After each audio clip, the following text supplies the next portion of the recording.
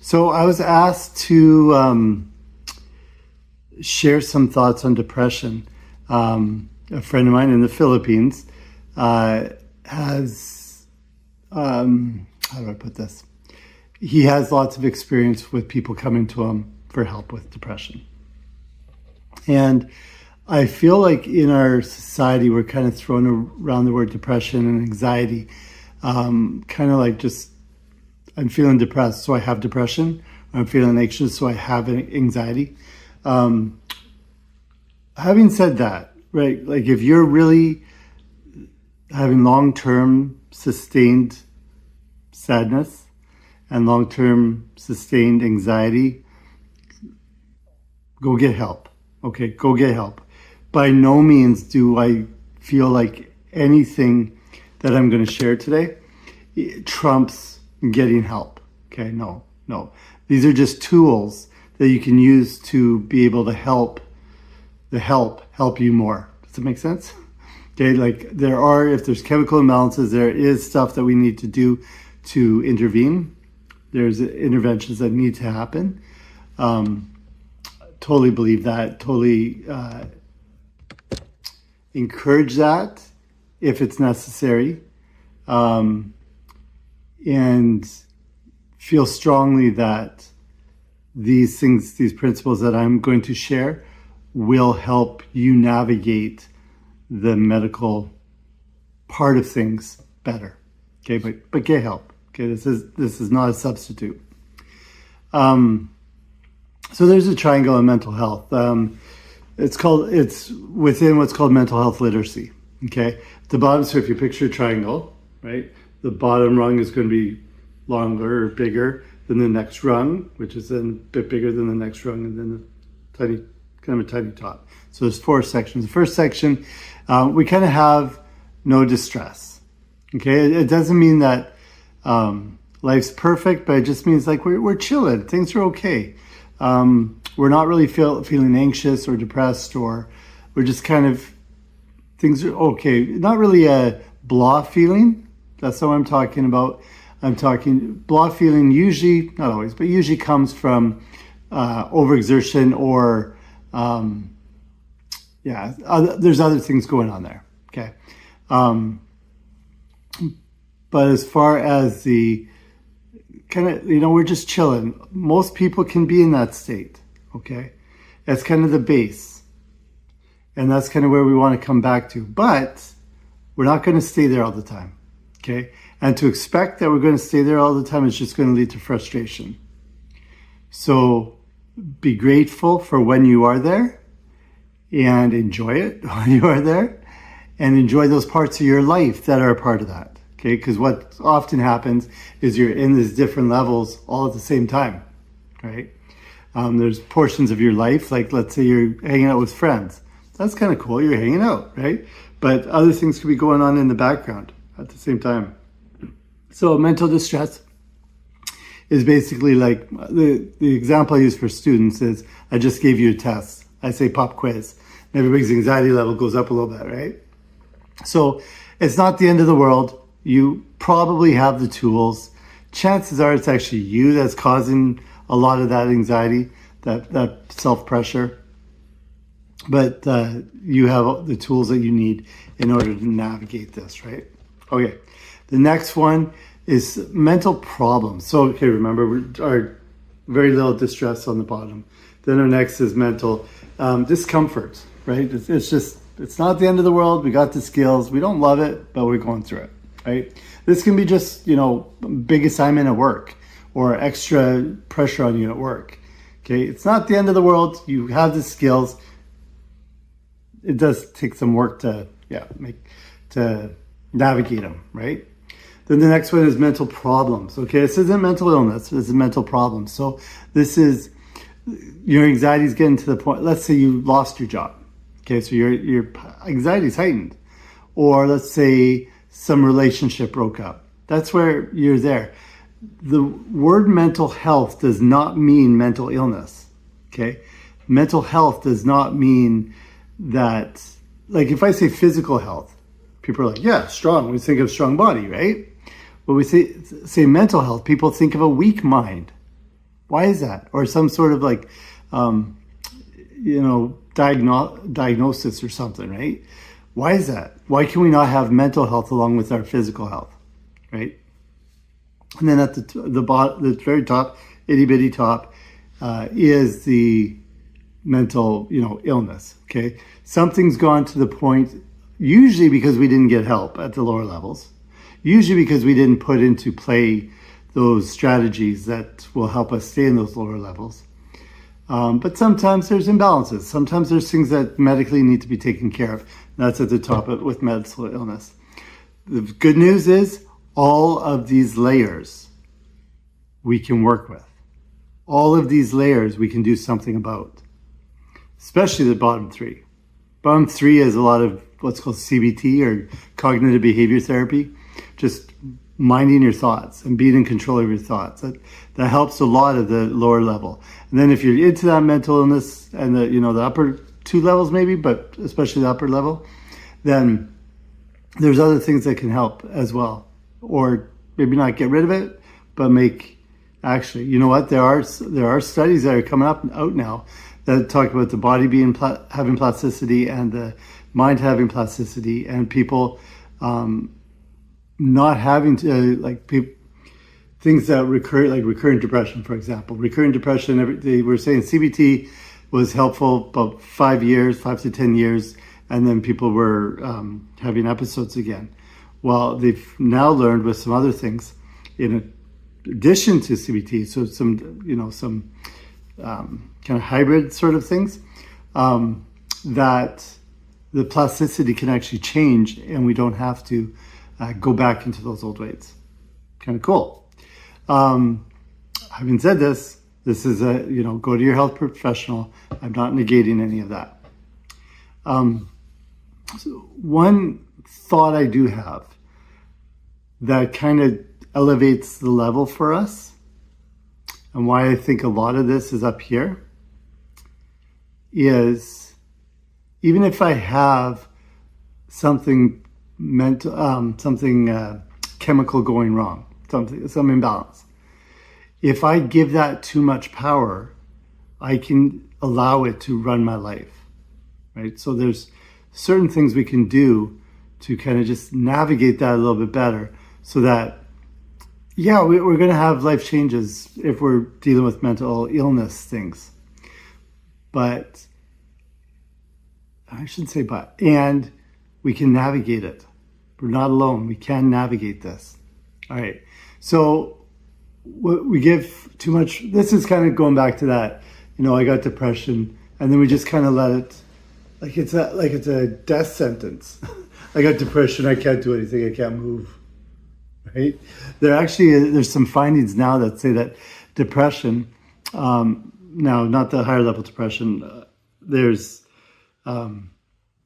environmental depression. There's lots of different types, but they're saying parts of depression are actually a metabolic issue as opposed to a mental illness. Meaning that, not that you need to eat more, but that there's something missing in your diet or in your environment, so vitamin E or some vitamin maybe, or there's something that's missing that your body or mind is not getting. Maybe it's rest. So that's actually number one usually. Something's hurting your rest. A lot has to do with technology. A lot has to do with bad habits. Saw something today that was talking about like 1,100 people or something like that have walked off a cliff because they were texting. Like, you got to take power back from your phones. There's people that get up in the middle of the night to check their social media or their email. Guys, your phone does not run you. You run your phone. Just like your money, right? Don't let your money run you. You run your money. You're the boss. You're the boss of your mind. You're the boss of your life. Take back those reins. Take back that steering wheel. Kick whatever's in the driver's seat out, so that you can take back control of your life. Okay? And if you need help, I'm here. All right. We think our thoughts are facts. And a lot of times we'll argue with other people because we think what we think is right. and we think it is a fact. Like it could be proven in a court of law. Well, guess what? We don't actually see with our eyes. We don't feel with our hands. We feel with our mind. Okay? Our eyes, our hands are tools that feel or take information from our environment. But essentially, it's that we see in our brain. We feel in our brain. We hear in our brain. So, and that is also dictated by our experience. So those signals come in and they're kind of filtered by our experience, because our brain has basically two jobs: homeostasis, so keeping what's inside kind of balanced, and watching out for danger. So it's looking at using those sensory inputs and looking at it through a filter of our experience, right? So if we're giving our thoughts power and we think our thoughts are facts, it doesn't seem like a really good idea, does it? Like when I say it like that, I'm kind of like, that doesn't make a whole lot of sense. But guess what? We all do it. Me included. We all do it. So if we get one thing that'll help us win in this life is getting control over our phones, getting control over our thoughts, and getting control over ourselves. So a framework that has helped me tremendously. I don't even know what it's called, but in psychology, it's kind of along the same lines of confirmation bias. Okay, we look for evidence, and this is kind of the same thing, right? We look for evidence to back up or support what we believe. Okay, have you ever noticed that if you're, that's a good example. If you're kind of upset at your wife, suddenly every fault that she's ever had comes back to mind. You're looking for evidence to support what you think. So you have the power to stop that, to be like, yeah, no, I'm going to look for evidence of what I want. I want to love my wife. I want peace in my home. I want peace inside of me. So I'm going to look for evidence to support that. Okay, that's confirmation bias. Along the same lines is CTFR. Okay, I didn't come up with this.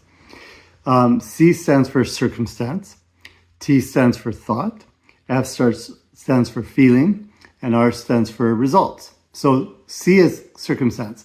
Circumstances can be proven in a court of law. Okay, so I'm sitting here, you're sitting there, there's a recording. Those things are facts, they're not thought, right? They could be, somebody could get a hold of my phone and, find this recording. It could be in a court of law, right? So that's a circumstance. The circumstance is, I'm talking right now. The thought, if it's me, I could be like, ooh, I wonder if anybody's actually going to watch this. I wonder if anybody's going to like this. I wonder if anybody's going to help me. Okay? There's no facts there. That's just thoughts, right? For you, oh, wow, he's really getting bald. Wow, his hair's sure white. Wow, he's, wearing a funny sweater or whatever, right? We have these thoughts and we think the problem though is we confuse our thoughts with circumstances. We think, oh, they cut me off. How do you know they cut you off? Right? Maybe you were doing something wrong. Oh, the jerk, they cut me off. They wanted to do it to a good example.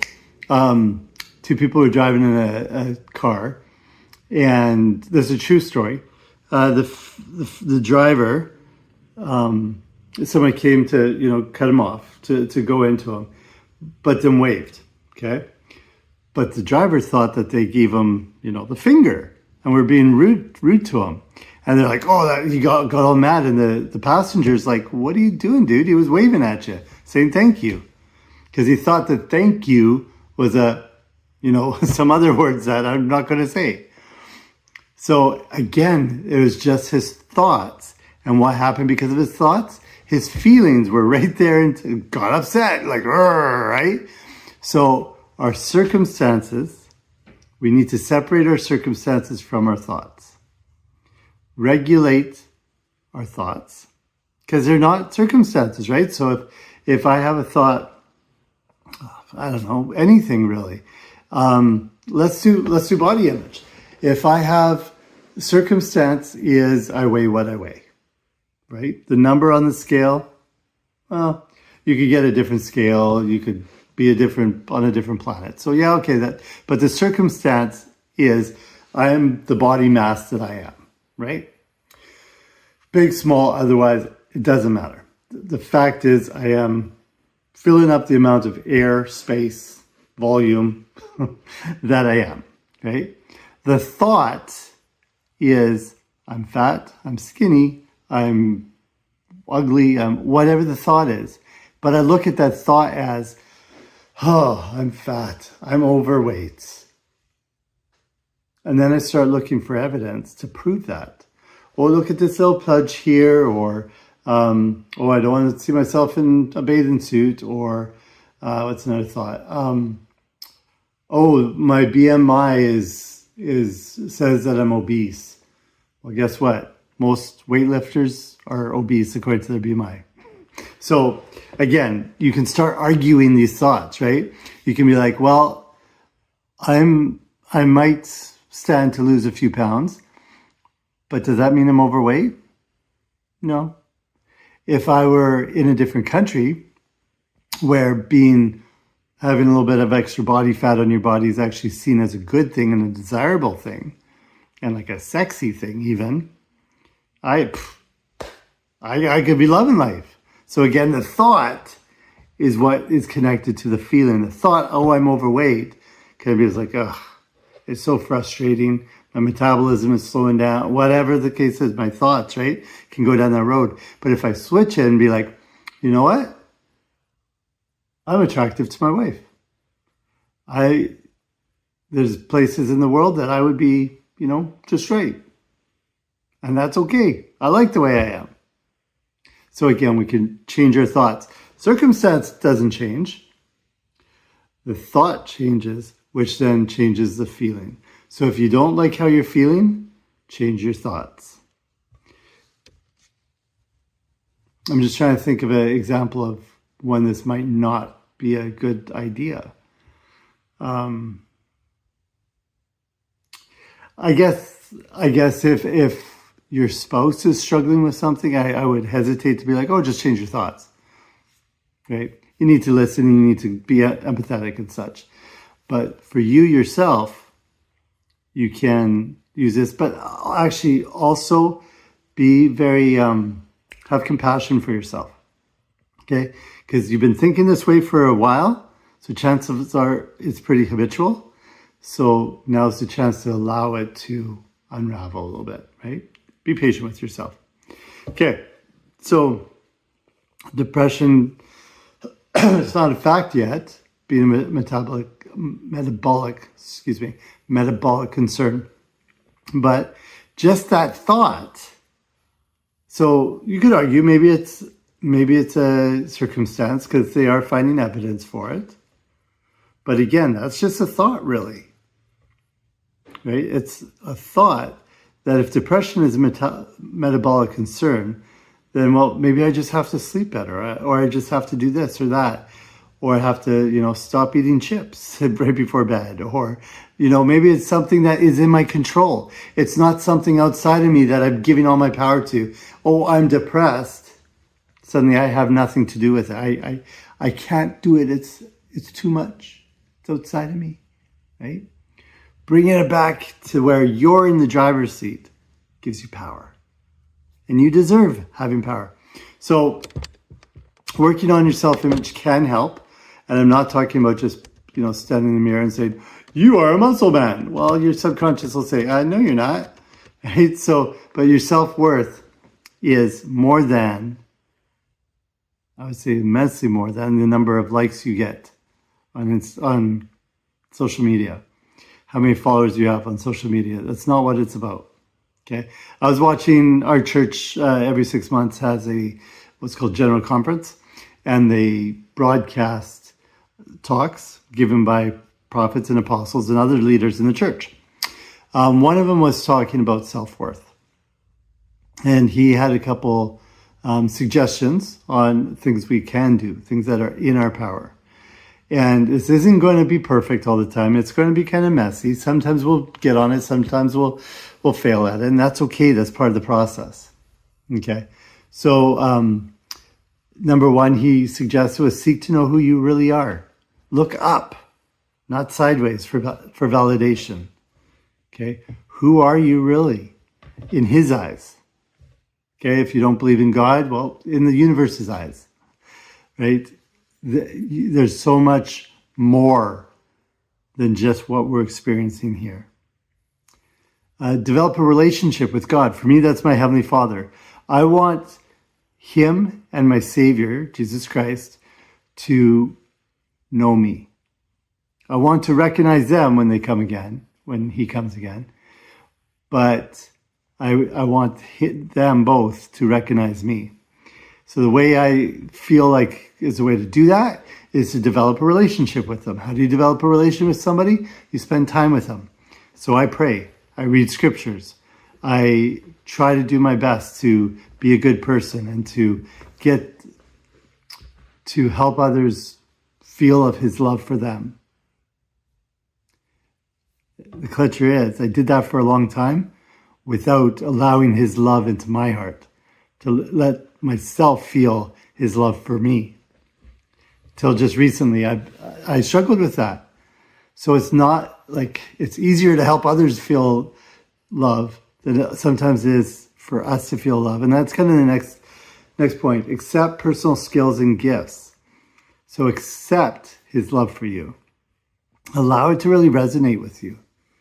Accept those gifts and use them to bless others. Use them to lift others. There's nothing more. Actually, I heard a quote once that said something to the effect of one of the best prescriptions for depression is to go serve people. Okay. Now, having said that, there are people that go too far. There are people that are so busy serving and helping everybody around them. Excuse me. That their families actually suffer because they're not there for their own family. So make sure that you're taking care of yourself. Self-care is super important. And it's not selfish because if there's no you can't help others. Okay? Take care of yourself. Sleep enough. If you're not sleeping well, at least put your phone down and just try to relax. Okay? Breathe deep. Allow your body to relax and to take a break. Okay? We're like, oh, I can't sleep. And then we pick up our phone and mess up our melatonin and everything. Set meaningful goals. It's easy to be depressed if we don't have anything we're shooting for. Right? So set meaningful goals. Serve others. Surround yourself with uplifting people. You are the average of the 5 people you spend the most time with. So if you're struggling with feeling good about yourself, find people that feel good about themselves. Because if people feel good about themselves, they'll help lift you up as well. Feel your feelings. Like if you're feeling sad, go ahead and feel sad. But just don't stay there forever. Okay? If you're feeling angry, allow that to, obviously don't act on it, but allow yourself to digest that or to process that. Okay? We don't want to just push down our feelings. That's not helpful either. It's not like, oh yeah, let's be happy forever. No, we've got to process our feelings, but there's not a timeline, that's wrong. We need to grow from it, not dwell in it. Does that make sense? Okay. So there's this Indigenous, and I'll end with this. There's a story of a chief talking to his grandson. And the grandson's talking about these 2 voices that are always struggling. One's trying to get him to be bad. The other one's trying to get him to be good. And he's like, grandfather, they're always fighting in my head. Which one's going to win? And the grandfather says, the one that you feed. Okay. I want to add something to this. It's not just about good and bad. I think it's about, if you're feeling sad, process it, feel it, yes. But if you surround yourself with sad music, sad people, sad movies, right? You're just going to stay there, okay? There's a time, process it, but then move on, move past it. And sometimes, for me anyway, if I'm watching sad movies, if I'm listening to sad music, it's hard to move on. So I don't listen to sad music when I'm sad. I don't know that I ever really listen to sad music. Because I'm really protective of what I put in my brain. Because I want to be there for you guys, to be able to help you navigate this life. But also I don't like being sad. I don't like being, negative and dark. I don't like having those thoughts in my head. I don't like how I feel. I don't like how my stomach feels when I'm feeling like that. So I don't want it any part of me. So I'm really protective of what I put in my head. I don't swear. I try not to listen to swears in music, or movies. Sometimes they slip in, but I really do my best not to. I try to feed myself while I'm driving, because I drive a lot. I'm listening to a podcast. Either I'm learning something about mental health, or I'm learning, like being uplifted in some way, shape, or form. I spend very little time. I'm sure I've turned on the radio here and there, but I spend very little time listening to the radio. So thank you, everybody, for following. If you do need further support, I am going to be doing some email lists with some uplifting messages, hopefully getting that going this weekend. Order my book. That's the whole goal of it. And then down the road, we are going to be developing some programs around the book. I can't offer right now one-on-one coaching or counseling right now. Just generally speaking, I do have spaces available. So reach out if you really need something. But the group coaching, essentially group counseling coaching, is essentially what it's going to be. That will be coming hopefully by the summer. If you need something before that, reach out and I'll either do my best or get you some help some other way. There's lots of free resources out there. But sometimes with free resources, you got to kind of get through the not so good stuff. But I can see if I can help you with that. All right. Love you all. Thank you so much for all you do for me to support, for sharing this, for ordering my book, for reading my book. Yeah, don't just order it and put it on your shelf. Read it and allow it to change your life, and then share it. Get other people to order it so that we can help lift everybody. Take care, because we are all here to inspire.